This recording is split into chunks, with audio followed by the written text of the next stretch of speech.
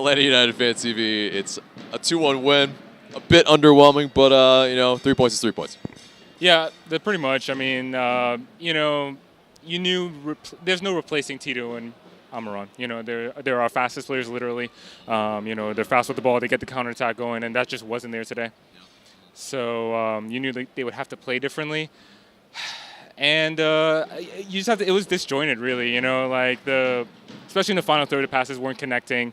Barco in particular wasn't connecting with McCann or really anybody, and they grinded out a result today. It's really pretty much what happened. I would agree. Yeah, I mean, it's one of those. Yeah, we definitely kind of had to sit back a little bit at the end. I mean, at one point, Chicago was really just bossing us all around the pitch, and it didn't look too convincing in the end. But I mean, us getting tying the MLS points record, getting CONCACAF Champions League, I think these are all, I guess, positives we can pull out of this match.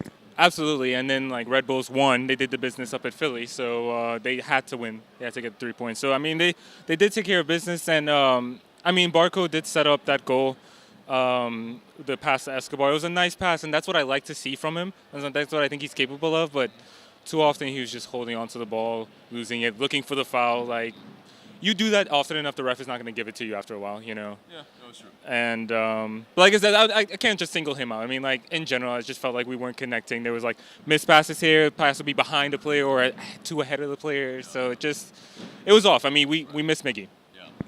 Now there's a pretty strong contingent that of the Bello supporters, and I mean, are we all? But that wanted Bello to start over McCann. How did you make McCann's day today?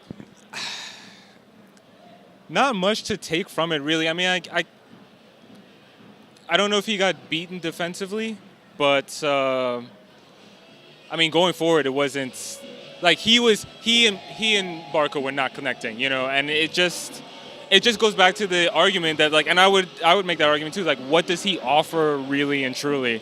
'Cause I thought even Garza being healthy, when Nagby got healthy, he got reinserted into the lineup right away. And so if you didn't want to go with Bello, why not play Garza, because you might need him in the playoffs?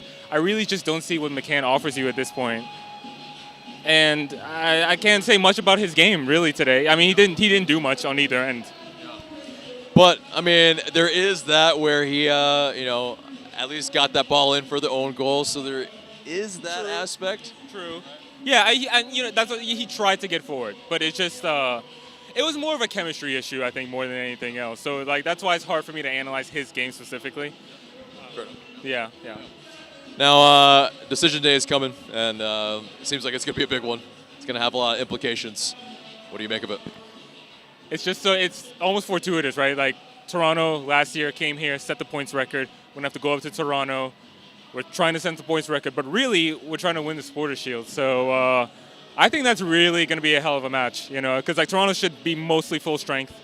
And I think they'll be motivated. It's been a 2-2 draw every meeting so far. So I don't know, man. I really don't know what to make of it. I don't want to predict negativity, but I'm going to put you on the spot. No, I mean, it would be amazing if we won that game. Put it that way. That's how I feel at this point. But I hope we get Tito back at least. I know they want to hold Miggy out to the playoffs. I hope Tito's ready for next week, because that lineup, just missing those players, they just take so much edge out of the attack.